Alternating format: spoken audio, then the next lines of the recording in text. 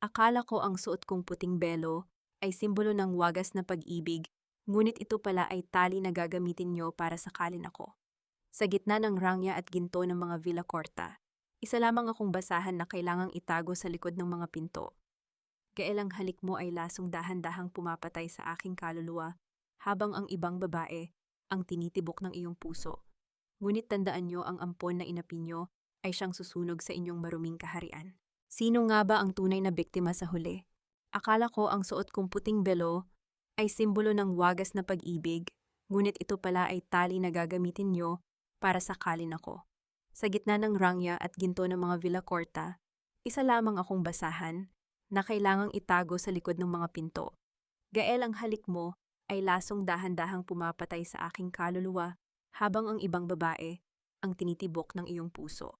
Ngunit tandaan nyo, ang ampon na inapin nyo ay siyang susunog sa inyong maruming kaharian. Sino nga ba ang tunay na biktima sa huli? Bianca, relax ka lang. 1 taon lang ang kontratang ito. Display lang ang babaeng iyan para luminis ang pangalan ng kumpanya pagkatapos ng iskandalo. Ikaw at ikaw pa rin ang pakakasalan ko. Wala akong balak galawin ang isang dugtong bahay. Ang bawat salita ay kasing talim ng punyal na walang awang ibinaon sa likuran.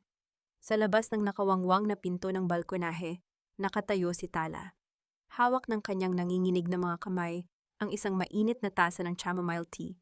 Ginawa niya ito dahil napansin niyang pilit ang mga ngiti ng kanyang asawa sa buong magdamag ng kanilang marangyang reception.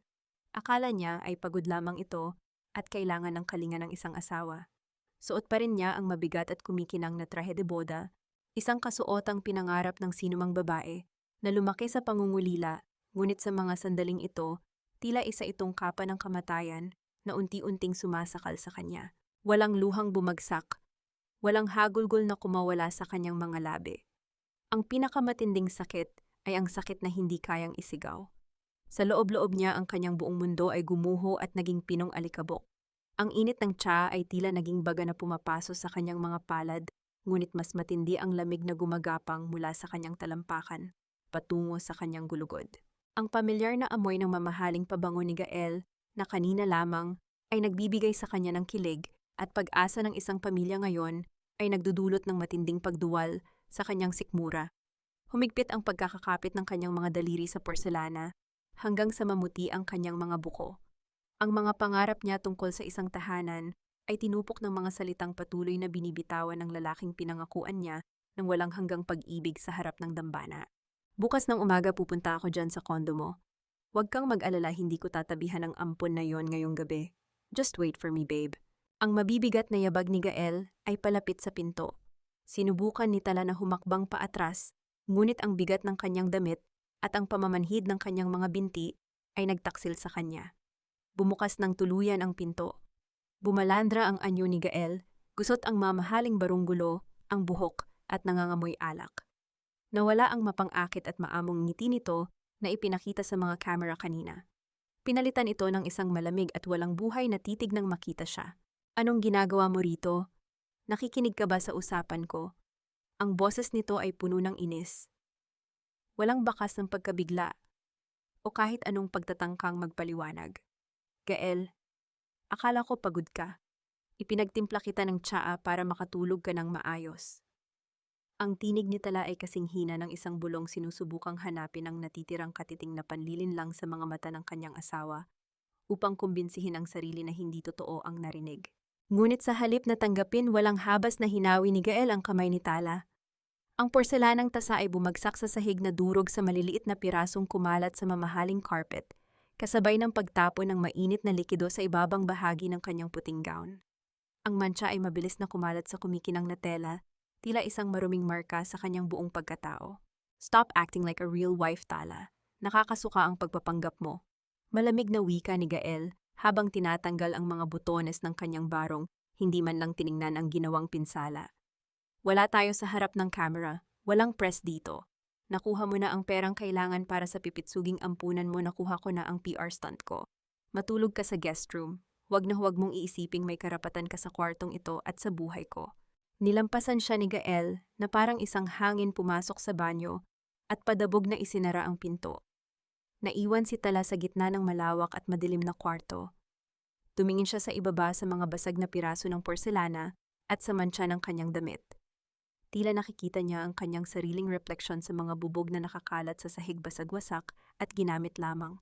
Paano nagawang linlangin ng isang tao ang mundo at nakawin ang tiwala ng isang ulila para lamang itapon ito sa imburnal sa mismong gabi ng kanilang kasal? Hanggang kailan ako magiging isang palamuti sa isang bahay na sumusuka sa aking pagkatao? Dahan-dahan siyang lumuhod upang pulutin ang mga basag na piraso. Pinipilit niyang ayusin ang kalat kahit na unti-unting sinusugatan ng matatalim na dulo nito ang kanyang mga daliri. Hindi alintana ni Tala ang hapdi ng laman dahil mas manhid at nagdurugo ang kanyang kaluluwa. Ngunit bago pa man niya matipon ang lahat ng dumi, biglang bumukas ang malaking pinto ng master bedroom mula sa labas ng pasilyo. Hindi ito si Gael. Nakatayo sa hamba ng pinto ang kanyang biyenan si Doña Corazon. Suot ang isang mamahaling itim na silk robe. Nakataas ang kilay nito habang pinagmamasdan ng nakaluhod na si Tala. Ang mga mata ng matanda ay kumikinang sa matinding pandidiri at matagumpay na pagkamuhi. Kahit bihisan ka ng ginto at diamante, nagkakalat ka pa rin ng dumi sa pamamahay ko. Ang pananalita ni Doña Corazon ay may laso na nanunuot sa buto ng nakikinig. Linisin mo iyan gamit ang mga kamay mo hanggang sa huling butil at pagkatapos ay lumayas ka rito sa kwarto ng anak ko. Ang mga dugtong bahay na tulad mo ay nababagay lamang matulog sa sulok. Kapag may narinig akong kahit isang reklamo mula sa iyo bukas, sisiguraduhin kong bukas din ay ipapademolish ko ang bahay ampunan na pinanggalingan mo kasama ng mga batang tinatago mo doon. Nanigas ang buong katawan ni Tala habang ang malamig na hangin mula sa labas ay tila tuluyang nagpayelo sa natitirang pintig ng kanyang puso. Naiwang nakakulong ang kanyang hininga sa loob ng isang ginintuang hawla na hindi niya matakasan. Ang malamig na sahig ng guest room ang naging saksi sa unang gabi ni Tala bilang isang Villacorta. Walang kumot na nagbigay ng init sa kanyang nanginginig na katawan. Tanging ang sariling mga braso lamang ang kanyang naging yakap. Habang tinititigan, ang kisameng binalot ng dilim. Nang sumilip ang unang sinag ng araw mula sa siwang ng bintana, tila isa itong mapang-asar na paalala na kailangan na niyang magsuot ng maskara. Pinunasan niya ang mga natuyong luha sa kanyang pisngi, inayos ang sarili, at humakbang palabas ng kwarto bitbit ang pira-pirasong dangal na sinubukan niyang buuin muli. Pumasok siya sa malawak na hapagkainan kung saan ang mga kubyertos ay gawa sa purong pilak at ang hapag ay puno ng mga mamahaling pagkain. Ang halimuyak ng bagong lutong almusal ay nagpaalala sa kanyang kumakalam na sikmura na hindi pa siya kumakain mula pa kagabi. Nakaupo sa kabisera si Doña Corazon humihigop ng mainit na kape habang nagbabasa ng dyaryo. Nang hawakan ni Tala ang sandalan ng silya upang umupo, tumigil sa pag-ikot ang kutsarita ng matanda. Sino ang nagbigay sa iyo ng karapatang umupo sa hapag na ito? Ang malamig at mapanlait na tinig ni Doña Corazon ay pumutol sa katahimikan ng umaga. Ibinaba nito ang dyaryo at tiningnan si Tala mula ulo hanggang paa na tila sinusuri ang isang maruming insekto. Akala mo ba dahil nakapirma ka sa isang papel kasama ng anak ko ay kapantay na kita? You are nothing but a PR investment, Tala. Isang charity case na kinuha namin para magmukhang mabait ang pamilyang ito sa mata ng mga investors. Mama, asawa po ako ni Gael. Mahinang sagot ni Tala, pilit nilulunok ang pait na bumabara sa kanyang lalamunan. Gusto niyang ipagtanggol ang kanyang sarili, ngunit umaalingaw-ngaw pa rin sa kanyang isipan ang banta ng matanda kagabi tungkol sa paggiba sa ampunan. Asawa sa papel ngunit hampas lupa sa dugo. Walang kagatol-gatol na sagot ng matanda, ang bawat salita ay sadyang pinili upang durugin ang kanyang pagkatao. Dapat nga ay magpasalamat ka araw-araw. Utang na loob mo sa amin ang bawat subo ng kanin na papasok sa bibig mo, pati na ang buhay ng mga patay gutom na bata sa ampunan na pinoprotektahan mo. Kaya bago ka sumubo ng pagkain ng pamilyang ito, gusto kong linisin mo ang lahat ng antigong kristal sa sala. Gamitin mo ang mga kamay mo. Bawal kang tulungan ng mga katulong at bawal kang kumain hanggat hindi kumikinang ang bawat piraso. Wala nang nagawa si Tala kundi ibaba ang kanyang kamay mula sa silya at tahimik na tumungo sa sala. Ang bawat pagdaiti ng basahan sa mga mamahaling kristal ay tila pagpukpok ng martilyo sa natitirang pag-asa niya. Namamanhid ang kanyang mga braso at nahihilo siya sa gutom, ngunit pinanatili niyang tuwid ang kanyang likod. Nakikita niya ang kanyang malungkot na refleksyon sa mga antigong florera, isang babaeng nakakulong sa karsel ng ginto binili upang maging alipin ng reputasyon. Ilang sandali pa ay dumaan si Gael, bihis na bihis para sa opisina at amoy ng parehong pabango kagabi. Inasahan ni Tala na magtatanong ito kung bakit siya naglilinis, ngunit ni hindi man lang ito lumingon o nag-abala pang tapunan siya ng tingin.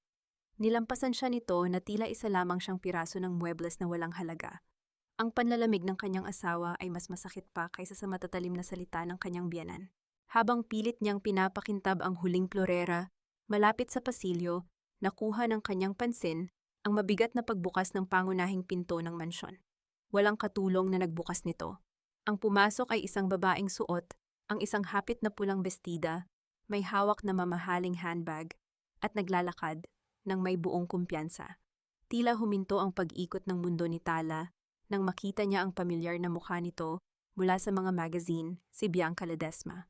Ngunit ang mas nagpadugo sa kanyang puso ay nang makita niyang ibinulsa ng babae ang isang susing metal. Isang kabit na may sariling susi sa pamamahay ng kanyang asawa. Tumigil si Bianca at tumingin kay Tala na nakaluhod sa sahig pawisan at may hawak na maruming basahan. Isang mapang asar at tagumpay ng ngiti ang gumuhit sa mga labi ng magandang babae. Tiningnan siya nito mula ulo hanggang paa na tila sinasabi ng walang salita kung sino ang tunay na reyna at kung sino ang tunay na utusan sa bahay na iyon.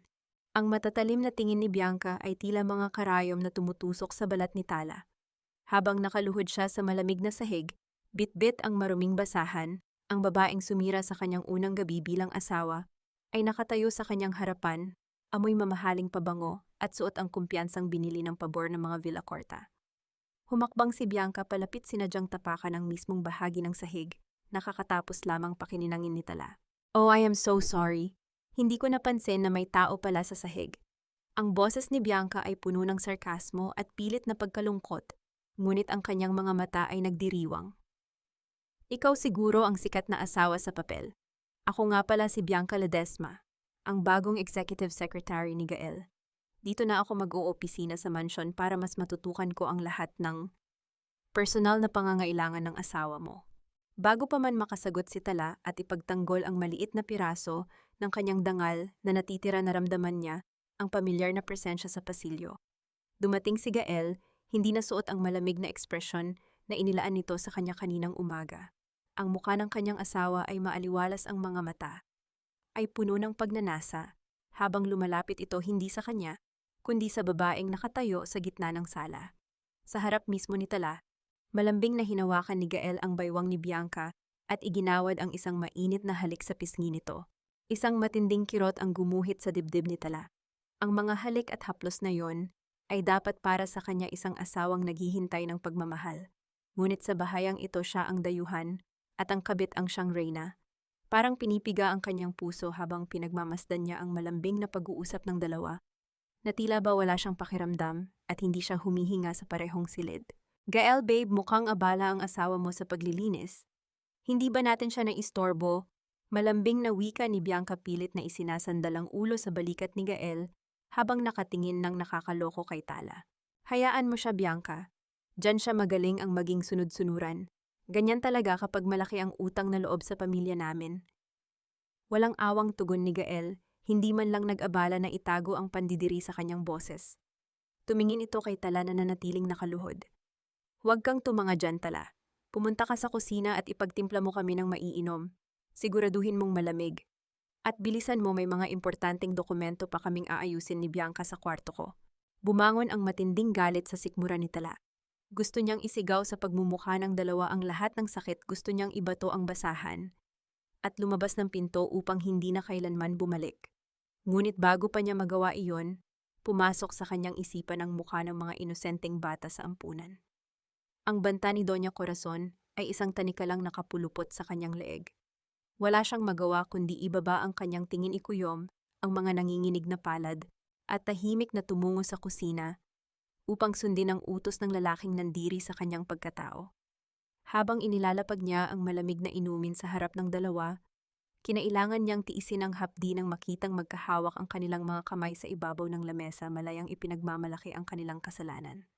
Pagsapit ng gabi, ang katawan at kaluluwa ni Tala ay halos bumigay na sa labis na pagod at pagkaubos.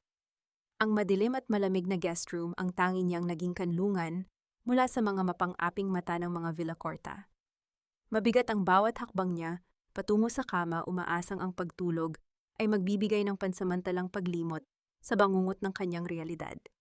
Dahan-dahan siyang naupo sa gilid ng kama at nang iangat niya ang kanyang unan upang ayusin ito, tumambad sa kanyang paningin ang isang maliit at nakatuping puting papel. Kumunot ang kanyang noo.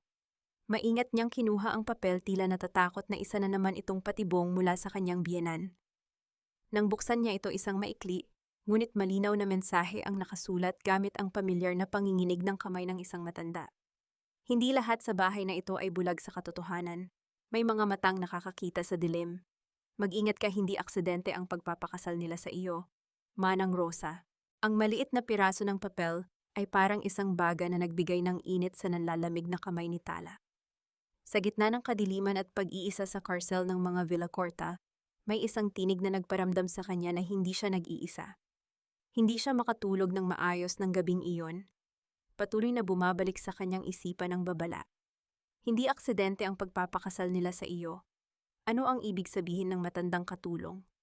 Kinabukasan, bago pa man sumikat ang araw, palihim siyang lumabas ng kwarto patungo sa malawak na hardin sa likod ng mansyon, umaasang makikita ang sumulat ng misteryosong mensahe. Sa dulo ng hardin, malapit sa mga antigong estatwa na natatakpan ng lumot na katayo, ang isang matandang babae na may hawak na gunting panghalaman.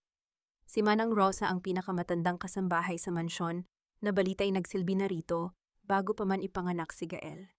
Ang likod ng matanda ay bahagyang kuba na dahil sa bigat ng mga taong iginugol sa pagsisilbi, at ang kanyang mga mata ay nagdadala ng maraming hindi nasasabing sikreto ng mayamang angkan. Nang mapansin ng matanda ang paglapit ni Tala, huminto ito sa paggugupit at nagpalingalinga upang siguraduhing walang ibang nakakakita sa kanila. Akala ko ay hindi mo pansinin ang sulat ko, iha. Mahina at malat na wika ni Manang Rosa, hindi pa rin binibitawan ang hawak na gunting. Mapanganib ang pagiging mausisa sa bahay na ito, ngunit mas mapanganib ang manatiling bulag sa mga patibong ng mga ahas. Manang Rosa, ano po ang ibig ninyong sabihin sa sulat?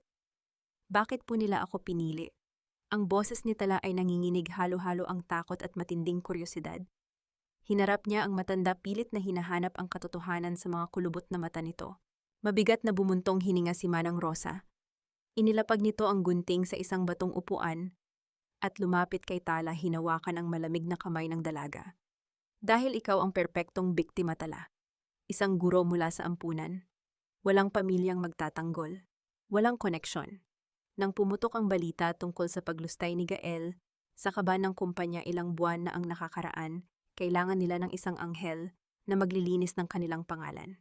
Pinili ka nila hindi dahil mahal ka ni Gael, kundi dahil madali kang itapon kapag hindi ka na kailangan. Ang bawat salita ay parang asidong unti-unting lumulusaw sa natitirang tiwala ni Tala sa sarili. Ngunit mas masakit ang sumunod na revelasyon.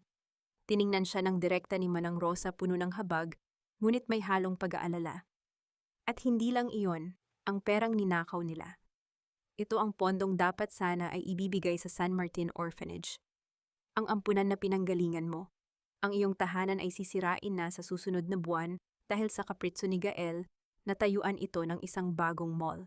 Parang pinukpok ng maso ang dibdib ni Tala. Ang hininga niya ay naipit sa kanyang lalamunan habang ang mundo ay tila umiikot. Ang ampunan, ang mga batang itinuring niyang mga kapatid at anak, ang mismong lugar na nagbigay sa kanya ng pagmamahal nang iwan siya ng kanyang sariling mga magulang, ngayon ay nakatakdang gibain ng lalaking pinakasalan niya. Ang luhang kanina pa niya pinipigilan ay tuluyan ng bumagsak, ngunit hindi ito luha ng kahinaan, kundi luha ng matinding galit at pagkabigo sa sarili. Paano niya nagawang ipagkatiwala ang kanyang buong buhay sa isang demonyong nakangiti? Tinatakot ka ni Doña Corazon gamit ang ampunan, hindi ba? Pagpapatuloy ni Manang Rosa, ang boses ay mas lalong humina.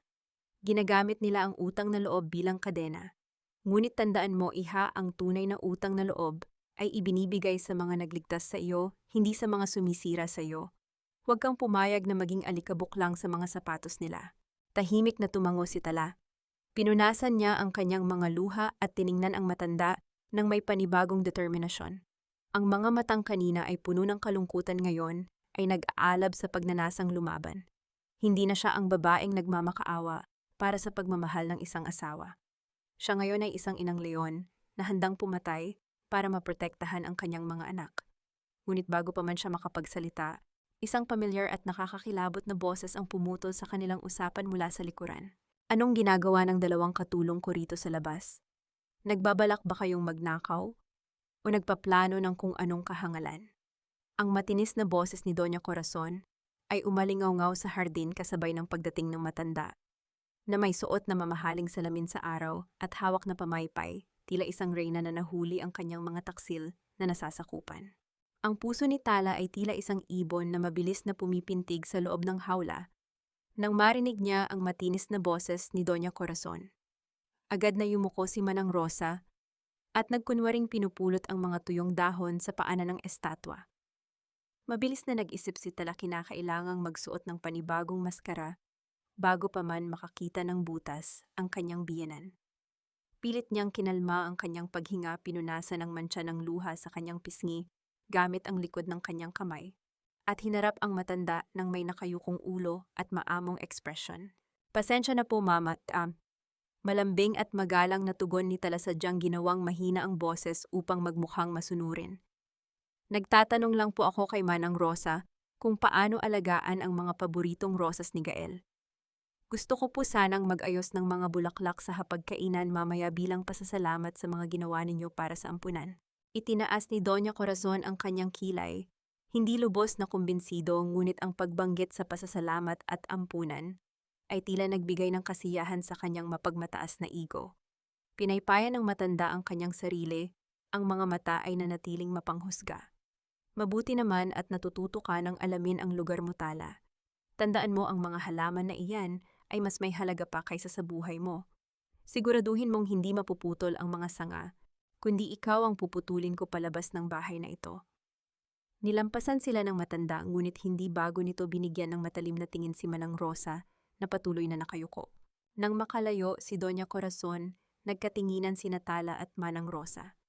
Walang salitang namutawi, ngunit ang kanilang mga mata ay nagpalitan ng pangako ng isang lihim na alyansa. Mula sa araw na iyon, nagsimula ang laro ng pagpapanggap ni Tala. Tinalikuran niya ang pagiging biktima at niyakap ang papel ng perpektong asawa at manugang. Naging masigasig siya sa paglilinis ng bahay, laging may nakahandang maiinit na pagkain para kina Gael at Bianca, at hindi kailanman sumagot o nagreklamo sa mga masasakit na salita ng kanyang biyenan. Ang kanyang pagpapakumbaba ay naging isang pader na unti-unting nagbabagsak sa depensa ng mga Villacorta. Nasanay si Gael na nakikita siyang tahimik na nagliligpit ng mga kalat nito, hindi alintana ang mga mapanuksong ngiti ni Bianca. Para sa kanila si Tala ay isa ng ganap na aliping walang kakayahang lumaban, isang anino na madaling baliwalain. Ngunit hindi nila alam sa likod ng maamong ngiti at nakayukong ulo ay isang matalas na isipan na naghihintay lamang ng pagkakataon. Isang hapon, habang abala ang lahat sa paghahanda para sa isang malaking salo-salo sa hardin, kung saan inimbitahan ang mga kilalang politiko at negosyante, na pansin ni Tala na naiwang nakabukas ng bahagya ang pinto ng pribadong opisina ni Gael sa ikalawang palapag. Ito ang silid na mahigpit na ipinagbabawal sa kanya simula pa noong unang araw. Tumingin siya sa paligid. Ang mga katulong ay abala sa kusina, si Doña Corazon ay nasa labas inaasikaso ang mga bisita, at si Bianca ay kasama si Gael na nag-aayos sa master bedroom. Ito na ang kanyang pagkakataon. Walang pag-aalinlangan, mabilis ngunit tahimik na humakbang si Tala patungo sa opisina. Pumasok siya at maingat na isinara ang pinto nang walang anumang lagitkit. Ang silid ay amoy ng mamahaling tabako at lumang papel. Ang mga dingding ay puno ng mga painting na nagkakahalaga ng milyon-milyon, ngunit ang kanyang mga mata ay natuon sa isang malaking mahogany desk sa gitna ng kwarto. Dito nakatago ang mga lihim ng mga Villacorta, ang mga dokumentong magpapatunay na ang pondong para sa kanyang mga inosenteng anak sa ampunan ay ginamit para punduhan ang karangyaan ng bahay na ito. Nagsimula siyang maghanap sa mga drawer, bawat segundo ay tila isang pagpatak ng pawis na nagpapabigat sa kanyang paghinga, hanggang sa nakuha ng kanyang pansin ang isang makapal na folder na may tatak na San Martin Project. na nakapatong sa ilalim ng isang kahon ng sigarilyo. Ngunit bago pa man niya mabuksan ang folder, naramdaman niya ang panginginig ng sahig dahil sa mga mabibigat na yabag na papalapit sa pinto ng opisina. Ang boses ng isang lalaki at babae na nagtatalo ay unti-unting lumilinaw mula sa kabilang bahagi ng kahoy na pinto. Ang puso ni Tala ay tila isang tambol na mabilis na pumipintig sa kanyang dibdib, umaalingaw-ngaw sa kanyang pandinig, habang ang mga yabag sa labas ay lalong lumalakas. Wala siyang oras upang mag-isip. Mabilis niyang ibinalik ang folder ng San Martin Project sa ilalim ng kahon ng sigarilyo at naghahanap ng matataguan. Ang silid ay malawak ngunit walang maraming muebles na pwedeng pagtaguan, bukod sa mahabang kortina na nakasabit sa gilid ng malaking bintana. Mabilis siyang sumiksik sa likod ng makapal na telang velvet, pinipigil ang kanyang paghinga habang pilit na pinakikiramdaman ang pag-ikot ng seradura. Bumukas ang pinto at pumasok sina Gael at Bianca. Patuloy ang kanilang mainit na pagtatalo na hindi napapansin ang presensya ni Tala. Gael, kailangan na nating ilipat ang pera ngayon. Ang mga kontraktor ay nagbabanta ng itigil ang trabaho kung hindi pa tayo magbabayad para sa bagong mall. At alam mong hindi pwedeng malaman ng board na kinuha mo ang pondo mula sa calamity fund ng kumpanya. Ang boses ni Bianca ay matinis, halata ang pagkabahala habang naglalakad ito palapit sa desk. Napasabunot si Gael sa kanyang buhok, halatang na-stress sa mga pangyayari. Alam ko, Bianca, kaya nga pinakasalan ko ang babaeng iyon para maging pantakip natin habang inaayos ko ang mga papeles. Ang charity event natin sa anniversary ang magliligtas sa atin. Pag nakita ng mga investors na tumutulong tayo sa ampunan ni Tala, magbubuhos sila ng panibagong pondo at matatakpan ang nawawalang milyon. Nanlamig ang buong katawan ni Tala mula sa kanyang pinagtataguan. Ang kanyang hinala ay nakumpirma, ngunit mas masahol pa sa inaasahan niya. Hindi lang pera ng ampunan ang ninakaw, kundi pati ang calamity fund para sa mga biktima ng nagdaang bagyo. At siya, ang kanyang pagkatao, ang kanyang nakaraan, ay ginagamit lamang bilang isang palamuti, isang pain para makapang-akit ng mas maraming pera para sa kasakiman ng lalaking ito. Ang pagnanais niyang lumabas at sampalin ang dalawa ay nagliliyab sa kanyang kalamnan, ngunit pinilit niyang kontrolin ang kanyang sarili. Alam na ang katotohanan ay mas mainam na sandata kaysa sa pansamantalang galit. Humakbang si Bianca palapit kay Gael, ibinalot ang mga braso sa leeg nito. Siguraduhin mo lang na kapag nakuha na natin ang pondo mula sa mga investors, ididispatcha mo na agad ang ampon na iyon. Hindi ko na kaya ang amoy ng kawawa sa bahay na ito. Don't worry, babe. Pagkatapos ng anniversary party, gigibain na ang San Martin Orphanage at paaalisin ko na rin si Tala. Papipirmahin ko siya ng divorce papers at bibigyan ng kaunting barya para manahimik. We will have everything pinned. Malambing na tugon ni Gael, hinalikan si Bianca ng mariin. Habang ang dalawa ay abala sa kanilang paghahalikan, sa mismong ibabaw ng desk, naramdaman ni Tala ang paghigpit ng kanyang hawak sa tela ng kurtina. Ang panlilinlang na ito ay hindi na lamang tungkol sa kanya o sa ampunan. Ito ay tungkol sa libu-libong tao na pinagsamantalahan ng pamilyang ito. Hindi siya papayag na ang anibersaryo ng kumpanya ay maging tagumpay ng mga magnanakaw. Kailangan niyang makuha ang folder na iyon, ngunit paano niya iyon magagawa kung hindi umaalis ang dalawa? Pagkalipas ng ilang minutong tila isang walang katapusang pagdurusa, para kay Tala, biglang tumunog ang intercom sa ibabaw ng lamesa. Ang boses ni Doña Corazon ay umalingaw-ngaw sa silid. Gael, Bianca, bumaba na kayo rito. Ang mga panauhing pandangal ay nagsisidatingan na. Hindi magandang tingnan na wala ang asawa at ang paboritong sekretarya ko sa pagsalubong. Nagmamadaling inayos ni Gael ang kanyang sarili habang inirapan naman ni Bianca ang intercom. Let's go, babalikan ko na lang ang mga papeles mamaya, sabi ni Gael at sabay silang lumabas ng pinto. Nang makasigurong wala na ang dalawa, dahan-dahang lumabas si Tala mula sa likod ng kurtina. Mabilis siyang lumapit sa desk at kinuha ang folder. Binuksan niya ito at bumungad sa kanya ang mga bank transfer slips at peking resibo na nagpapatunay ng lahat ng narinig niya. Kinuha niya ang kanyang cellphone at nagsimulang kumuha ng malilinaw na litrato ng bawat pahina. Ang bawat pag-flash ng camera ay tila pagkasa ng isang baril na gagamitin niya sa araw ng anibersaryo. Ngunit nang ibabalik na niya ang folder sa ilalim ng kahon ng sigarilyo, napatigil siya. Sa ilalim ng folder ng San Martin Project, May isang mas luma at mas manipis na itim na kwaderno na may nakasulat na pangalang pamilyar sa kanya ang pangalan ng kanyang ina, Lucia Manalang. Sa kailaliman ng mga pahina ng itim na kwaderno, tila narinig ni Tala ang isang tinig mula sa kabilang mundo. Ang pangalang Lucia Manalang ay nakasulat sa isang paraan na tila babawat titik ay may kalakip na hapis. Ang mga daliri ni Tala ay nanginginig habang dahan-dahan niyang binubuklat ang mga pahinang naging dilaw na sa paglipas ng panahon. Ang bawat salita ay sulat kamay ng kanyang ina. Ang inang akala niya ay basta na lamang siya iniwan sa pintuan ng ampunan dahil sa kahirapan. Ngunit ang katotohanan ay mas madilim pa sa gabing bumabalot sa mansyong iyon. Hindi ako kusang umalis. Itinaboy ako. Binura ang aking pagkatao dahil sa isang lihim na hindi kayang tanggapin ng pamilyang Villacorta. Ang mga salitang ito sa diary ay tila isang malakas na sampal sa kamalayan ni Tala. Binasa niya ang isang entry mula 25 taon na ang nakalilipas. Ang kanyang ina ay naging katulong sa mansyong ito at nagkaroon ng ugnayan sa yumaong asawa ni Doña Corazon. Nang malaman ng matanda ang tungkol sa pagbubuntis ni Lucia, hindi lamang ito basta itinaboy. Ginamit ni Corazon ang kanyang kapangyarihan upang takutin ang bawat kumpanya, bawat kakilala at bawat kamag-anak ni Lucia, hanggang sa wala na itong matakbuhan. Isang matinding hapdi ang gumuhit sa puso ni Tala. Ang dahilan kung bakit siya pinili ni Doña Corazon para ipakasal kay Gael ay hindi lamang para sa PR stunt. Ito ay isang masalimuot na anyo ng paghihiganti. Gusto ng matanda na makita ang anak ng kanyang kaagaw na nagdurusa nagmamakaawa at nagiging alipin sa ilalim ng kanyang mga paa. Ang bawat pang-api, bawat pasaring tungkol sa pagiging ampon at dugtong bahay ay sadyang idinisenyo upang tapakan ang dangal ng babaeng may dugong Villacorta rin na nananalaytay sa kanyang mga ugat. Ang buong buhay niya ay naging isang laro para sa kasiyahan ng isang malupit na matanda. Tala, anak ko, sana ay mapatawad mo ako.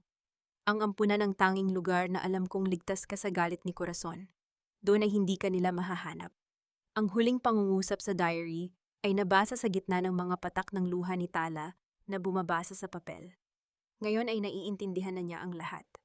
Ang pagpapakasal sa kanya ay paraan ni Corazon upang masiguradong ang lihim ng nakaraan ay mananatiling nakalibing habang dahan-dahang pinapatay ang kanyang kaluluwa sa loob ng bahay na ito.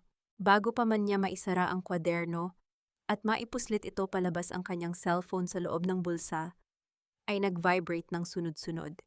Mabilis niya itong kinuha at nakita ang pangalan ni Sister Martha, ang madreng nag-alaga sa kanya sa San Martin Orphanage. Sa takot na may nangyaring masama, agad niyang sinagot ang tawag. Tala, iha, kailangan mo kaming tulungan. Ang boses ni Sister Martha ay puno ng takot at hikbi. May mga malalaking traktora at truck na dumating sa harap ng gate. Sinasabi nila na may utos daw sila mula sa Villacorta Group na gibain na ang gusali ngayong gabi. Ang mga bata ay umiiyak, ayaw nilang lumabas. Ang mundo ni Tala ay tila huminto sa pag-ikot. Ang lamig na gumagapang sa kanyang katawan ay napalitan ng isang nag-aalab na puot. Hindi na ito tungkol sa kanyang sarili. Ito ay tungkol sa mga inosenteng bata na ginagamit ni Gael at Corazon bilang pambayad sa kanilang mga kasalanan. Huwag po kayong mag-alala, sister. Papunta na ako dyan. Huwag niyo po silang hahayaang pumasok. Sabi ni Tala bago niya ibinaba ang telepono. Mabilis niyang itinago ang itim na kwaderno sa loob ng kanyang damit, mahigpit na niyakap ang mga ebidensyang hawak niya. Ngunit nang akmang hahawakan na niya ang seradura ng pinto upang tumakas, narinig niya ang tunog ng paglock ng pinto mula sa labas. Isang pamilyar na tawa ng isang matanda ang umalingaw sa kabilang panig ng kahoy. Akala mo ba ay hindi ko alam na narito ka, Tala? Ang boses ni Doña Corazon ay puno ng tagumpay at kasamaan. Napanood kita sa security camera simula nang pumasok ka sa silid na ito. Ngayong alam mo na ang lahat, sa tingin mo ba ay hahayaan kitang makalabas at masira ang anibersaryo ng pamilya ko? Manatili ka riyan at pakinggan mo sa radyo ang pagguho ng iyong mahal na ampunan. Buksan mo ang pinto, mama, parang awa niyo na, huwag ang mga bata. Ang boses ni Tala ay basag sa matinding takot, ang kanyang mga palad ay walang tigil na humahampas sa makapal na kahoy ng pinto. Ngunit ang tanging sagot na nakuha niya ay ang papalayong mga yabag ni Doña Corazon at ang nakakangiting katahimikan ng malaking mansyon. Ang bawat segundo ng katahimikan ay tila tunog ng naglalakihang mga traktora na dumudurog sa tanging tahanang naging kanlungan niya mula sa kawalan. Hindi siya pwedeng manatili rito. Sa kanyang isipan nakikita niya ang maliliit na mukha ni Nabunsoy ni Nalita at ang nangangatog na tuhod ni Sister Martha sa harap ng mga dambuhalang makina. Isang matinding adrenaline ang bumalot sa kanyang katawan. Tumakbo siya patungo sa balkonahe ng opisina. Mula rito tanaw ang malawak at madilim na hardin sa ibaba. Mataas ang kinatatayuan niya, ngunit ang taas na iyon ay walang halaga kumpara sa bigat ng kailangang iligtas. Mabilis niyang hinubad ang kanyang suot na panlabas na damit iniwan ang itim na kwaderno ng kanyang ina sa isang ligtas na siwang sa pader ng balkonahe at kinuha ang mahahabang kurtina na gawa sa makapal na velvet.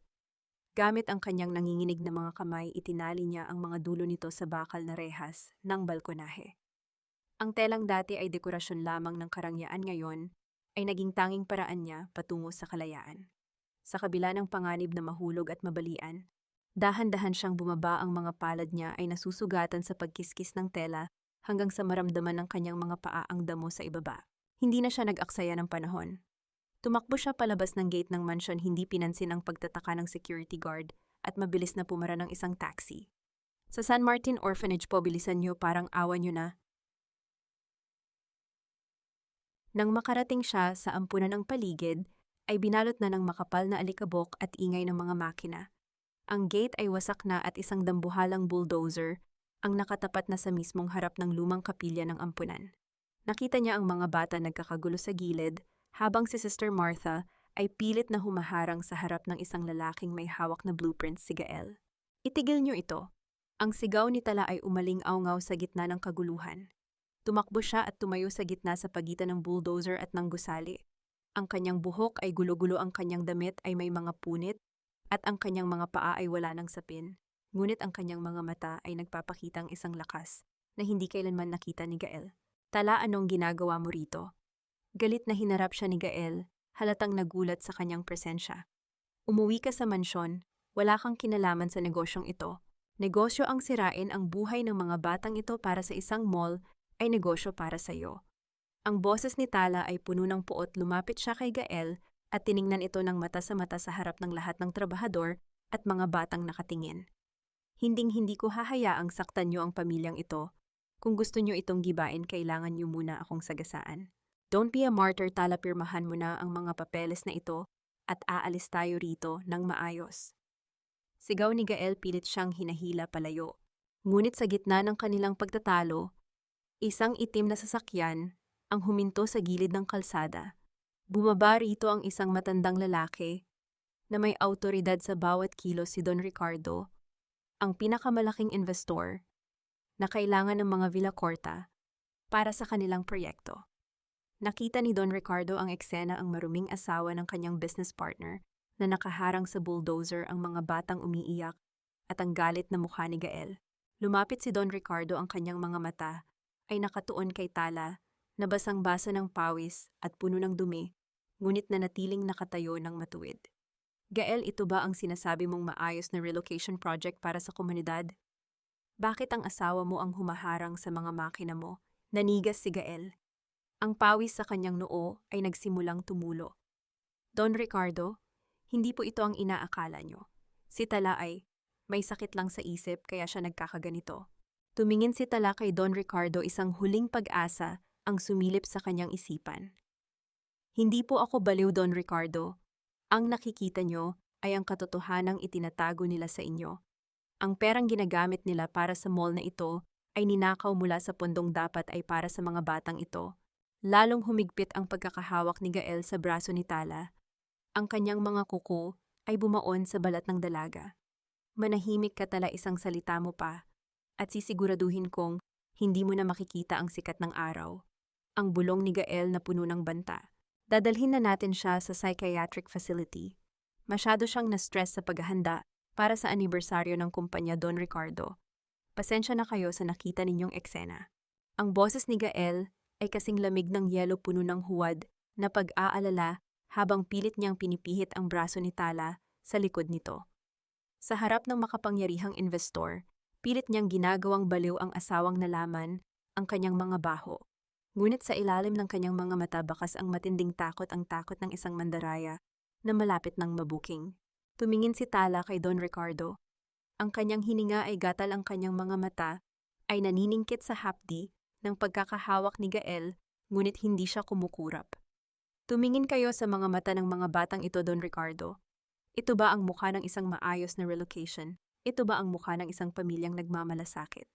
Ang boses ni Tala ay basag ngunit puno ng paninindigan. Ang psychiatric facility na sinasabi niya ay ang castle kung saan nila ako gustong patahimikin dahil hawak ko ang ebidensya ng kanilang pagnanakaw. Ramdam ni Tala ang pagbaon ng mga kuko ni Gael sa kanyang balat. Ang hapdi ay gumagapang sa kanyang buong braso, ngunit mas masakit ang katotohanang ang lalaking hinangaan niya noon ay handa siyang ituring na basura para lamang sa pera. Ang kanyang puso ay tila isang basag na kristal na pilit niyang pinagdirikit, ngunit bawat galaw ay lalong nagdudulot ng sugat. Ang amoy ng alikabok at usok mula sa bulldozer ay humahalo sa amoy ng ulan na nagbabadyang pumatak. Tila nakikiramay sa kanyang nararamdamang kawalang pag-asa. Tama na ang dula-dula ang ito, Tala, umumika. Ang isang matigas at pamilyar na boses ang pumutol sa kaguluhan. Mula sa dilim ng kalsada lumabas si Doña Corazon. Hindi ito mukhang galit. Sa halip ang kanyang mukha ay puno ng peking awa, isang mahusay na pag-arte para sa harap ni Don Ricardo. Lumapit ang matanda at hinawakan ang pisngi ni Tala, ngunit naramdaman ni Tala ang diin ng mga daliri nito na tila gustong ibaon ang mga kuko sa kanyang balat. Ipagpaumanhin niyo, Don Ricardo. Mahirap talagang tanggapin ang katotohanan kapag galing ka sa wala, wika ni Doña Corazon, habang nakatingin ng diretso sa investor. Binigyan namin siya ng lahat, ngunit ang inggit sa kanyang puso ay laso na sumisira sa kanyang isipan. Hayaan niyo na kaming ayusin ang problemang pamilya na ito. Humarap ang matanda kay Sister Martha at sa mga bata. May inilabas siyang isang asul na folder. At tungkol sa gusaling ito, narito ang pirmadong kasunduan mula sa Board of Trustees ng San Martin. Ibinenta na nila ang lupang ito sa Villacorta Group, 2 buwan na ang nakalilipas. Legal ang paggiba na ito. Wala kayong karapatang humarang. Nanlumo si Sister Martha, halos mabitawan ang krus na hawak nito. Hindi maaari, nangako sila sa amin na puno ng matinding pait ang lalamunan ni Tala. Ang mga taong pinagkatiwalaan niya sa ampunan ay tinalikuran din sila dahil sa pera ng mga Villacorta. Tumingin siya kay Gael na may ngisi ng tagumpay at kay Doña Corazon na tila isang reynang katatapos lang pumatay ng kaaway. Sa mga sandaling iyon, naramdaman ni Tala ang tunay na kahulugan ng pag-iisa. Wala siyang pera, wala siyang kakampi sa loob ng batas, at ang kanyang sariling asawa ang kanyang pinakamortal na kaaway. Lumapit si Gael sa kanyang tenga. Ang kanyang hininga ay mainit at mabaho sa kanyang pandinig. Tapos na ang laban, Tala. Bukas sa anibersaryo babasahin mo ang speech na ibibigay namin. Magpapasalamat ka sa amin. At pagkatapos nyon, mawawala ka na sa buhay namin habang buhay. Kung hindi mo gagawin yon, sisiguraduhin kong ang unang guguho sa gusaling ito ay ang kwarto kung saan natutulog ang mga batang mahal mo. Binitiwan siya ni Gael ng marahas naging sanhi upang mapaluhod si Tala sa maputik na lupa. Habang umaalis ang mga sasakyan ng mga Villacorta at ni Don Ricardo, naiwan siyang mag-isa sa harap ng bulldozer na pansamantalang huminto, ngunit nakababad pa rin ang banta sa hangin. Ang tanging naririnig niya ay ang mahinang iyak ng mga bata sa loob at ang tibok ng kanyang sariling puso na tila naghahanda para sa isang huling digmaan. Sa gitna ng kanyang pagluhod, may isang kamay na humawak sa kanyang balikat. Hindi ito si Sister Martha. Isang estranghero ang nakatayo sa kanyang likuran, payong ang hawak upang protektahan siya sa nagsisimulang pag-ambon. Ang bawat patak ng ulan ay tila mga luhang nagmumula sa langit, nakikiramay sa bigat ng pinapasan ni Tala habang siya ay nakaluhod sa putik. Ngunit ang presensya ng estrangherong may hawak ng payong ay naghatid ng isang kakaibang init sa kanyang nanlalamig na katawan. Inangat ni Tala ang kanyang paningin at tumambad sa kanya ang mukha ng isang lalaking nasa huling bahagi ng kanyang 30, may seryoso, ngunit mabait na ekspresyon sa kanyang mga mata. Hindi pa tapos ang laban, Tala. Huwag kang susuko sa mga taong akala ay nabili na nila ang buong mundo. Ang boses ng lalaki ay baritono at puno ng katiyakan. Ipinakilala niya ang kanyang sarili bilang si David, ang personal na abogado at kanang kamay ni Don Ricardo. Ipinaliwanag niya na hindi naniwala ang matandang investor sa mga kasinungalingan ni Gael at Doña Corazon. Pinagmamasdan na ni Don Ricardo ang mga Villacorta dahil sa mga hinala ng katiwalian at ang paglitaw ni Tala ay ang huling piraso ng puzzle na kailangan nila. Sa loob ng isang lihim na sasakyang nakaparada malayo sa ampunan, nagsimula ang kanilang pagpaplano. Inilahad ni Tala ang lahat mula sa lihim na kasunduan sa kasal, ang pagnanakaw sa pondo ng ampunan at calamity fund, hanggang sa itim na kwaderno ng kanyang ina na naglalaman ng katotohanan tungkol sa kanyang pagkatao. Sa tulong ni David nagkaroon sila ng plano para sa darating na anibersaryo. Gagamitin nila ang sariling sandata ng mga Villacorta laban sa kanila.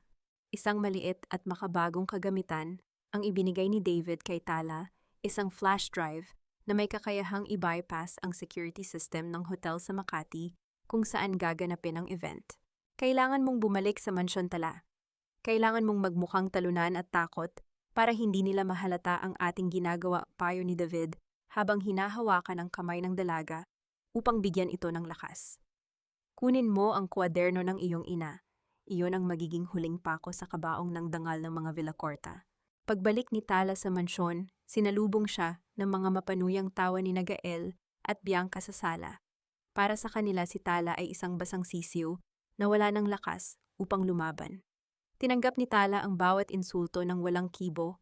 Hinayaan niyang itulak-itulak siya ni Bianca at bastusin ni Gael.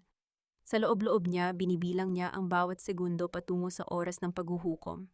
Umakyat siya sa kanyang kwarto, ngunit bago pa man siya makapasok, narinig niya ang isang mahinang pag-uusap mula sa kabilang silid ang kwarto ni Bianca. Sigurado ka ba na maniniwala siya? Paano kung magpa-DNA test si Gael? Ang boses ni Bianca ay nanginginig halata ang kaba na hindi niya ipinapakita sa harap ng ibang tao. Huwag kang tanga, Bianca. Sa oras na malaman ni Gael na buntis ka, gagawin niya ang lahat para mapabilis ang divorce kay Tala. Wala siyang pakialam kung sino ang ama, ang mahalaga ay magkaroon siya ng tagapagmana na magpapatibay ng kanyang posisyon sa kumpanya. Sagot ng isang pamilyar na boses ng lalaki sa kabilang linya ng telepono. Nanigas si Tala sa labas ng pinto. Ang revelasyong ito ay mas matindi pa sa kanyang inaasahan.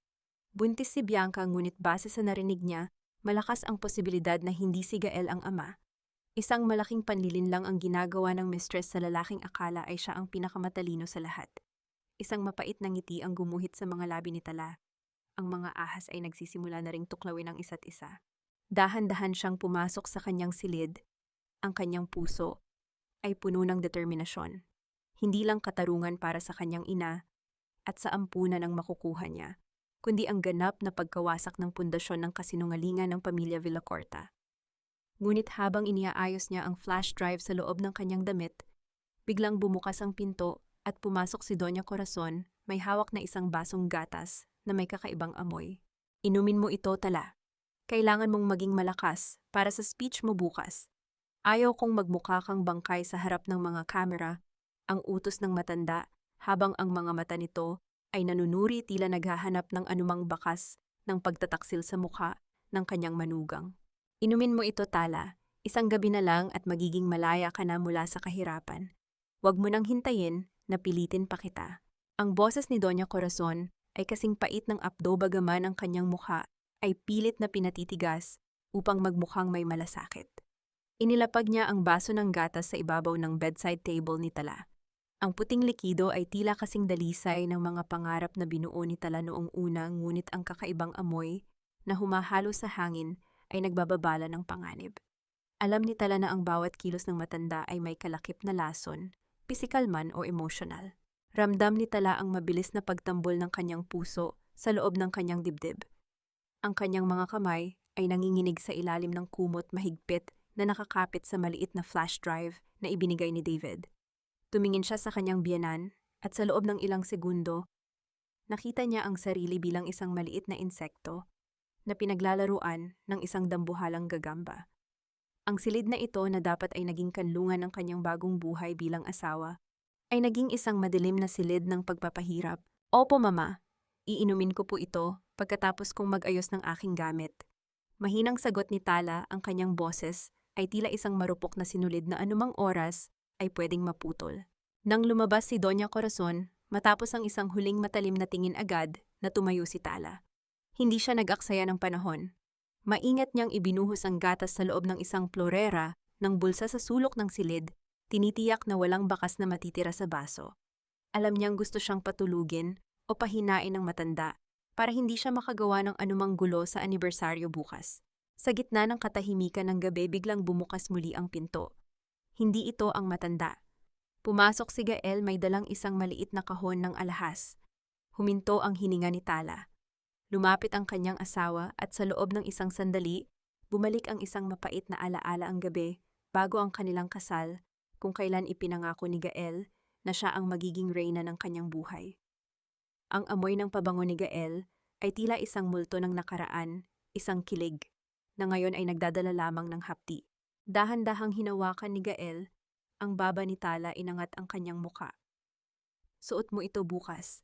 Gusto kong makita ng lahat na ang asawa ko ang pinakamaganda sa lahat ng bisita. Ang wika ni Gael ang kanyang boses ay malambing ngunit walang kaluluwa. Isinuot nito ang isang kumikinang na kwintas sa leeg ni Tala. Ang lamig ng metal sa kanyang balat ay tila isang tanikala na lalong humihigpit. Gael, mahal mo ba talaga ako noong una? Ang tanong ni Tala ay lumabas bago pa niya ito mapigilan. Isang huling pag-asa na baka may natitira pang tao sa loob ng demonyong kaharap niya. Isang mapanuyang tawa ang lumabas sa mga labi ni Gael. Mahal Tala, ang pag-ibig ay para sa mga taong walang ambisyon. Pinili kita dahil kailangan ko ng isang mukhang anghel para itago ang mga ginagawa ko. Huwag kang masyadong mapangarapin. Binitiwan niya ang mukha ni Tala at tumalikod ng walang lingon-likon. Naiwan si Tala na nakatitig sa salamin. Ang kwintas na suot niya ay kumikinang, ngunit ang mga mata niya ay nag-aapoy sa panibagong determinasyon. Kinakailangan na niyang makuha ang itim na kwaderno ng kanyang ina mula sa balkonahe ng opisina at ang recorder na naiwan niya sa kwarto ni Doña Corazon. Maingat siyang lumabas ng silid, tinatahak ang madilim na pasilyo na tila isang anino. Narating niya ang kwarto ng matanda at nakita ang recorder sa ilalim ng isang mesa. Ngunit nang yumuko siya upang kunin ito, naramdaman niya ang isang malamig na presensya sa likuran niya. Ang anino ng isang tao ay dahan-dahang humahaba sa sahig at bago pa man siya makalingon, isang kamay ang humawak sa kanyang balikat. Ang bawat hibla ng buhok ni Tala ay tumindig sa matinding takot, habang ang malamig na kamay ay nananatiling nakadiin sa kanyang balikat. Halos tumigil ang tibok ng kanyang puso, iniisip na ito na ang katapusan ng kanyang mga plano. Ngunit bago pa man siya makasigaw, isang pamilyar at paus na bulong ang dumaiti sa kanyang tenga. Huwag kang matakot, iha. Ako ito. Ang mahinang boses ni Manang Rosa ay tila isang anghel na bumaba mula sa langit upang iligtas siya sa gitna ng kadiliman. Dahan-dahang lumingon si Tala at nakita ang matanda balot ng itim na balabal at may hawak na maliit na flashlight. Mabilis na kinuha ni Tala ang recorder mula sa ilalim ng mesa at itinago ito sa loob ng kanyang damit. Halos hindi sila humihinga habang pinakikinggan ang mabigat at mahimbing na pagtulog ni Doña Corazon sa kabilang bahagi ng malaking kama na tanging ang mahinang huni ng aircon ang nagbabasag sa katahimikan. Kailangan nating lumabas dito ngayon din, ang babala ni Manang Rosa. Maingat silang lumabas ng silid, ang bawat hakbang ay tila isang pagsusulit sa katatagan ng kanilang mga tuhod. Nang makarating sila sa ligtas na bahagi ng pasilyo, hinawakan ni Manang Rosa ang kamay ni Tala ng mahigpit. Nakuha mo ba ang kailangan mo mapanganib na ang manatili ka pa rito, Tala? Narinig ko si Bianca kanina may masama silang balak para sa iyo bukas pagkatapos ng anibersaryo. Kailangan ko pa pong makuha ang kwaderno ni Ina sa balkonahe ng opisina, Manang. Sagot ni Tala, ang determinasyon ay mas matimbang kaysa sa takot. Iyon lang ang tanging ebidensya ng aking pagkatao at ng kasamaan ni Corazon laban sa aking ina. Sa tulong ni Manang Rosa na nagsilbing tagamasid, mabilis na tinungo ni Tala ang opisina ni Gael.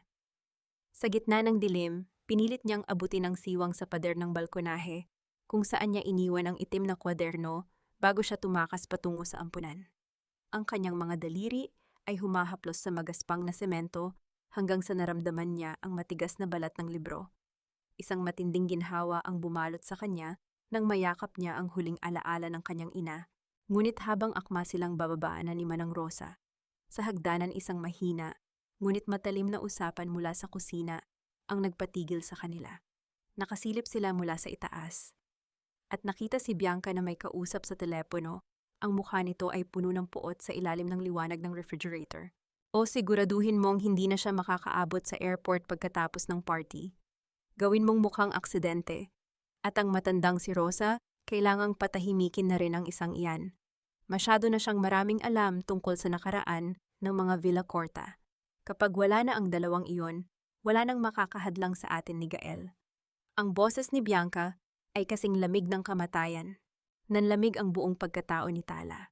Hindi lamang siya ang nasa panganib kundi pati ang tanging taong tumulong sa kanya.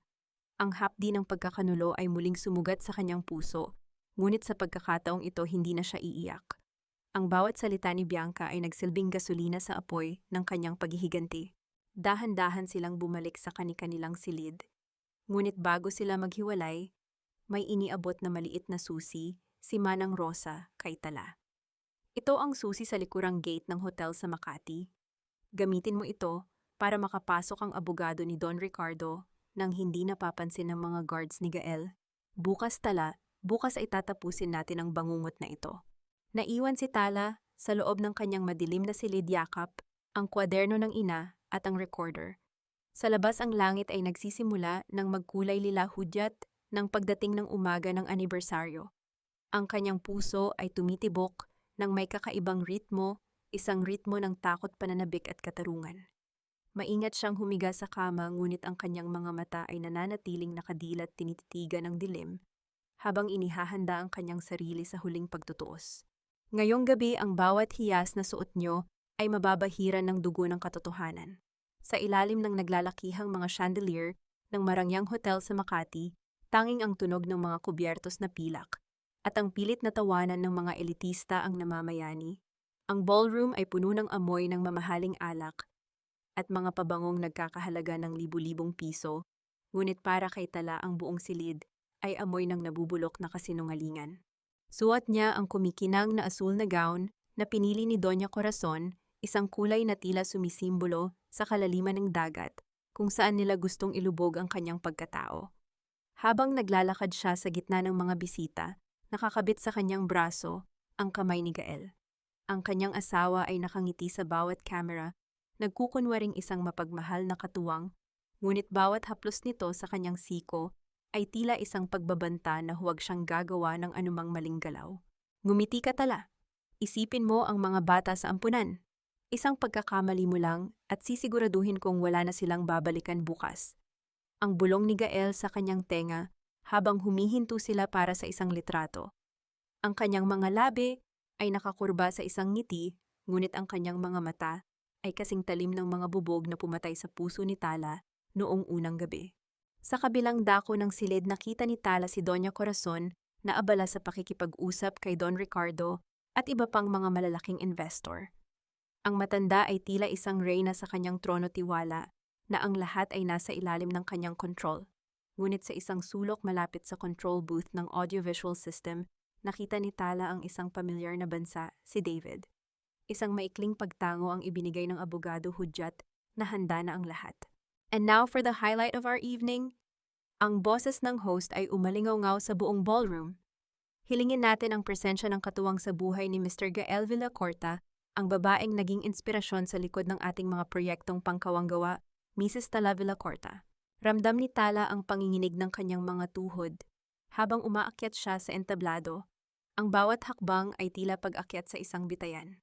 Iniabot ni Doña Corazon ang isang folder na naglalaman ng inihandang speech. Ang mga mata ng matanda ay nanlilisik tila nagsasabing, basahin mo iyan o magsisisi ka. Tumayo si Tala sa harap ng mikropono. Ang silaw ng mga spotlight ay tila gustong bulagin ang kanyang paningin. Tiningnan niya ang madla ang mga taong naniwala sa mapanlinlang na imahe ng mga Villacorta. Tumingin siya kay Gael na nakaupo sa harap kampanteng naghihintay ng kanyang pasasalamat. At tumingin siya kay Bianca na may mapanuyang ngiti habang hawak ang kanyang tiyan, tila ipinagmamalaki ang kanyang tagumpay bilang kabit. Dahan-dahang binuksan ni Tala ang folder ngunit sa halip na basahin ang nakasulat inilapag niya ito sa podium. Mula sa kanyang maliit na clutch bag, inilabas niya ang flash drive at ang itim na kwaderno ng kanyang ina. Gamit ang isang mabilis at palihim na kilos na tinitiyak na hindi makikita mula sa ibaba, isinalpak niya ang drive sa computer na konektado sa malaking projector screen sa likuran. Magandang gabi sa inyong lahat. Ang boses ni Tala ay malinaw at hindi nanginginig. Narito ako upang magsalita tungkol sa pag-ibig sa pamilya at sa katotohanang itinatago ng mga Villacorta sa likod ng mga gintong ito. Biglang nagbago ang ilaw sa ballroom. Ang projector screen sa likod ni Tala ay nagsimulang mag-flicker. Hindi ang inihandang video ng mga proyektong pangkawanggawa ang lumabas. Sa halip isang malinaw na video ng paghahalikan ni Gael at Bianca sa loob ng opisina ang bumungad sa lahat. Ang boses ni Gael ay umaling-awngaw sa buong ballroom. Display lang ang babaeng iyan. Wala akong balak galawin ang isang dugtong bahay. Narinig ang sama-samang pagpigil ng hininga at ang bulungan ng mga panauhin na tila isang malakas na agos ng tubig. Ang mukha ni Gael ay biglang namutla, ang kanyang baso ng alak ay muntik ng mabitawan. Si Doña Corazon ay napatayo, ang kanyang mukha ay nagkulay-ube sa matinding galit at kulat. Ngunit hindi pa doon nagtatapos ang lahat. Ang video ay napalitan ng mga dokumento, ang mga peking resibo at bank transfer slips ng ninakaw na calamity fund. Tala, itigil mo ito. Sigaw ni Gael habang sinusubukang umakyat sa stage, ngunit hinarangan siya ng mga security guard na hindi niya alam ay mga tauhan na pala ni Don Ricardo. Tumingin si Tala ng diretso kay Doña Corazon. Hindi niyo na ako mapapatahimik, Corazon. Ang katotohanan ay hindi parang ampunan na pwede niyong gibain basta-basta. Sa gitna ng kaguluhan, isang boses pa ang narinig mula sa mga speaker, ang recorder na nakuha ni Tala sa kwarto ng matanda. Ang tinig ni Doña Corazon ay malinaw na nagsasabi, "Itinaboy ko ang ina mo dahil isa siyang basura. At sisiguraduhin kong magiging basura ka rin sa buhay ng anak ko." Lalong nagkagulo ang mga bisita. Ang mga flash ng camera ay naging mas dagsa, hindi na para sa anibersaryo, kundi para sa pinakamalaking iskandalong sasabog sa balat ng telebisyon. Sa gitna ng ingay, isang huling dokumento ang lumabas sa screen, ang resulta ng DNA test ni Bianca na lihim na nakuha ni David na nagpapatunay na hindi si Gael ang ama ng dinadala nito. Ang bulwagan na kanina lamang ay puno ng rangya at pilit na kagalakan ay biglang naging pugad ng kaguluhan at kahihiyan. Ang mga flash ng camera na dati ay naghahanap ng ngiti ni Gael at Doña Corazon, ngayon ay naging parang mga kidlat na bumibistado sa kanilang madidilim na lihim. Ang bulong-bulungan ay naging malakas na ingay ng paghatol. Si Doña Corazon ay napatayo sa kanyang upuan, ang kanyang mukha ay parang lulubog sa lupa, habang ang boses niya sa recording puno ng puot at panlalait ay patuloy na umaalingaw-ngaw sa bawat sulok ng Marangyang Hotel. "Patayin niyo ang screen na yan, kunin niyo ang babaeng iyan sa stage." Ang sigaw ni Doña Corazon, ngunit ang boses niya ay naging kasing hina ng isang bulong sa gitna ng sigwa. Ang mga tauhan ng hotel at maging ang sarili niyang mga security guard ay tila naging mga estatwa, hindi alam kung sino ang susundin, habang si Don Ricardo ay nakatayo sa harap, ang mukha ay puno ng matinding pagkadismaya. Sa gitna ng entablado, si Gael ay sumugod kay Bianca, ang kanyang mukha ay namumula sa galit na may halong sakit ng pagkakanulo. Hinawakan niya ang braso ng mistress ng mahigpit, naging sanhi upang mapasinghap ang babae sa sakit. "Hindi sa akin ang batang ito, Bianca, sumagot ka, niloko mo ako." Ang sigaw ni Gael, ang kanyang boses ay puno ng pait. Ang lalaking akala ay siya ang pinakamatalino sa lahat, ay napagtantong siya rin ay biktima ng sarili niyang laro. Hindi nakasagot si Bianca, tanging ang takot at kahihiyan ang nakaukit sa kanyang mukha, habang sinusubukang takpan ang kanyang tiyan mula sa mga mata ng publiko. Sa gitna ng komosyong ito, si Tala ay nanatiling nakatayo sa podium. Inalis niya ang kumikinang na kwintas na isinuot sa kanya ni Gael, ang kwintas na tila naging tanikala sa kanyang leeg, sa loob ng maraming buwan, at binitiwan ito sa sahig. Ang tunog ng pagbagsak ng mamahaling alahas sa carpet ay tila hudyat ng kanyang huling paglaya. "Tapos na ang paghahari niyo, Corazon. Tapos na ang panlilinlang niyo sa mundo." Ang boses ni Tala ay kalmado, ngunit may pait na hindi maikakaila. Ang pamilyang Villacorta ay hindi binuo sa dangal, kundi sa mga bangkay ng mga pangarap na inyong tinapakan. Biglang bumukas ang malaking pinto ng ballroom at pumasok ang mga operatiba ng National Bureau of Investigation kasama si David. Isang katahimikan ang muling bumalot sa silid nang ilabas ni David ang arrest warrant para kina Gael at Doña Corazon dahil sa mga kaso ng malaking katiwalian, plunder at pagnanakaw sa Calamity Fund. Gael Villacorta, Doña Corazon Villacorta, Kailangan niyo kaming samahan para sa investigasyon, ang wika ng opisyal habang inilalabas ang mga posas. Ang matandang Reyna ay tila biglang tumanda ng 10 taon. Ang kanyang tindig na dati ay puno ng yabang ay tuluyang gumuho habang inaalalayan siya ng mga pulis. Si Gael naman ay parang isang batang nawawala tinitingnan si Tala nang may halong pagsisisi at galit ngunit walang salitang lumabas sa kanyang mga labi. Habang inilalabas sila sa ballroom sa harap ng lahat ng mga investors at media dahan-dahang bumaba si Tala mula sa stage. Huminto siya sa harap ni Don Ricardo na tumango sa kanya ng may paghanga. Ngunit bago pa man niya maramdaman ang ganap na tagumpay, isang katulong mula sa mansyon ang tumatakbong pumasok pawisan at may takot sa mga mata. Ma'am Tala, si Manang Rosa po. Sinunog po ng mga tauhan ni Bianca ang maliit na bahay sa likod ng mansyon. Hindi po namin mahanap si Manang Rosa. Ang tinig ng katulong ay tila isang bagong dagok sa puso ni Tala. Ang tamis ng katarungan ay biglang napalitan ng matinding kaba. Ang kanyang tagumpay ay magiging walang halaga kung ang tanging taong tumuring sa kanya na anak ay mawawala dahil sa kasamaan ng mga taong ito. Ang bawat hakbang ni Tala palabas ng hotel ay tila isang pakikipagkarera sa mismong tadhana. Ang asul na gown na kanina ay simbolo ng kanyang pagbangon ngayon ay naging sagabal sa kanyang pagtakbo, kaya walang pag-aalinlangan niyang hinubad ang kanyang sapatos. At tinakbo ang kalsada ng Makati hanggang sa makasakay ng taxi. Ang tanging nasa isip niya ay ang mukha ni Manang Rosa, ang matandang nagbigay sa kanya ng lakas. Nang siya ay lupaypay, ang babaeng itinuring siyang higit pa sa isang katulong. Nang marating niya ang mansyon, ang langit ay hindi na kulay itim kundi nababalot na ng naglalagablab na kahel at pula. Ang usok ay kasing kapal ng mga kasalanang naghari sa loob ng bahay na iyon sa loob ng maraming dekada. Ang maliit na bahay sa likod kung saan nanirahan si Manang Rosa, nang halos kalahati ng kanyang buhay, ay nilalamon na ng apoy. Ang bawat pagputok ng tuyong kahoy at ang pagbagsak ng mga bahagi ng bubong ay tila mga daing ng nakaraang pilit na ibinabaon sa limot. Manang Rosa, Manang. Ang sigaw ni Tala, ang kanyang boses ay paos na dahil sa usok na pumapasok sa kanyang baga. Hindi niya pinansin ang mga bumbero na pilit siyang pinipigilan. Sa gitna ng naglalagablab na init, nakita niya ang isang anyo sa may bintana, isang matandang babaeng nakahandusay, hindi na makagalaw dahil sa kapal ng usok. Sa isang pagkakataon ng matinding tapang na nagmula sa pag-ibig, kumuha si Tala ng isang timba ng tubig, ibinuhos ito sa kanyang sarili at sumugod sa loob. Ang init ay tila gustong tunawin ang kanyang balat, ngunit mas matindi ang init ng kanyang pagnanais na iligtas ang tanging pamilyang natitira sa kanya. Natagpuan niya si Manang Rosa, sa sahig yakap-yakap ang isang lumang kahon.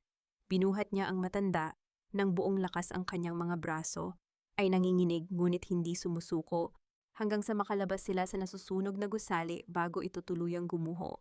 Sa labas, sa ilalim ng malamig na ulan, na nagsimulang pumatak dahan-dahang nagkamalay si Manang Rosa. Inabot nito ang maliit na kahon kay Tala. Ito ang mga ebidensyang itinago ng iyong ama para sa iyo, Tala.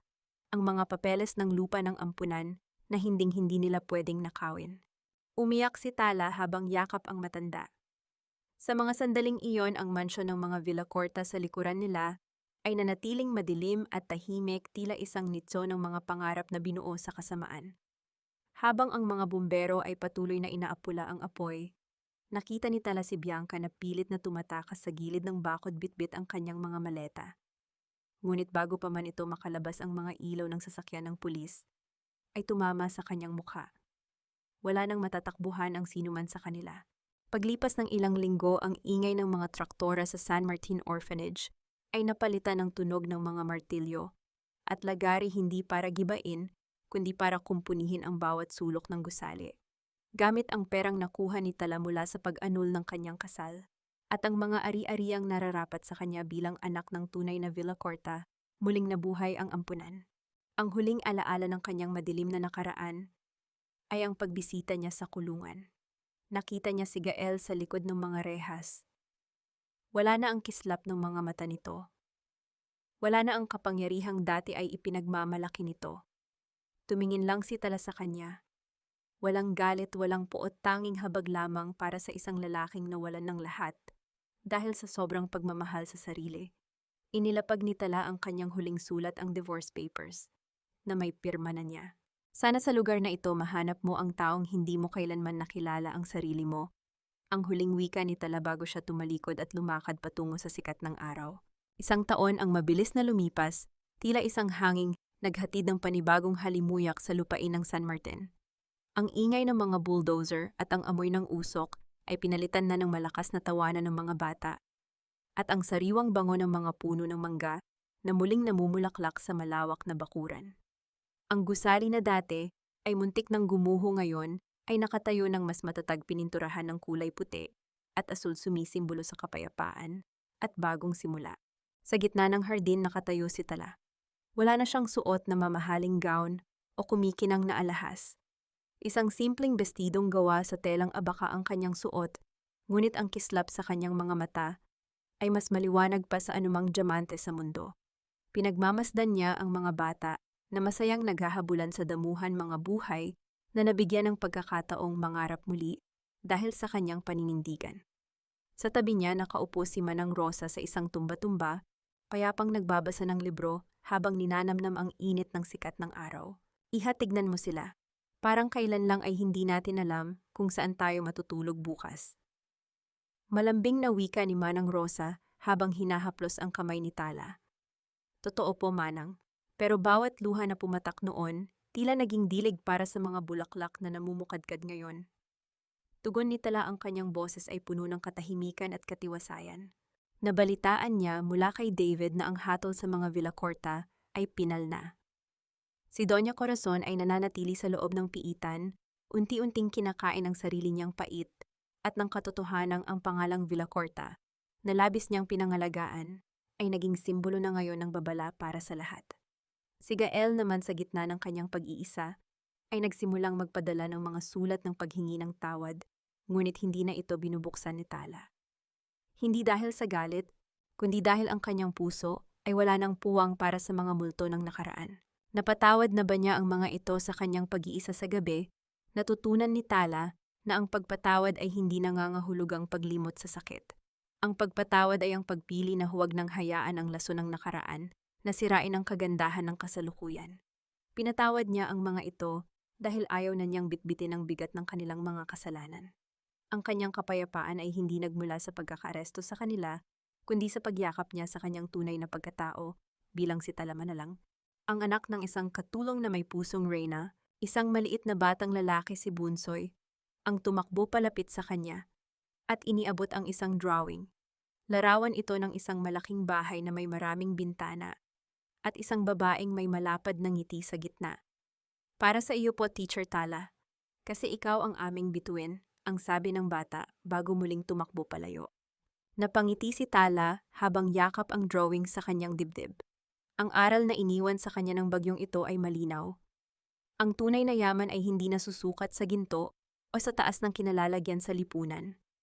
Ang tunay na dangal ay matatagpuan sa katapatan, sa kakayahang tumayo para sa mga walang boses at sa lakas na bumangon mula sa sariling abo.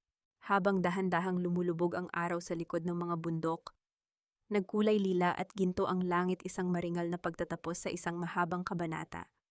Huminga ng malalim si Tala, ang hangin ay malinis at puno ng pag-asa. Wala na ang mga tanikala, wala na ang mga karsel na ginto. Ang bituin na dati ay nagtatago sa dilim ngayon ay malaya nang nagniningning sa sarili nitong langit. Ang kanyang paglalakbay ay hindi nagtapos sa paghihiganti, kundi sa pagtuklas ng isang pag-ibig na higit pa sa romansa, ang pag-ibig sa sarili at sa kapwa. Dahil sa huli, ang pinakamalaking tagumpay ay hindi ang mapabagsak ang kaaway, kundi ang mabuhay ng may dangal katarungan at wagas na kaligayahan.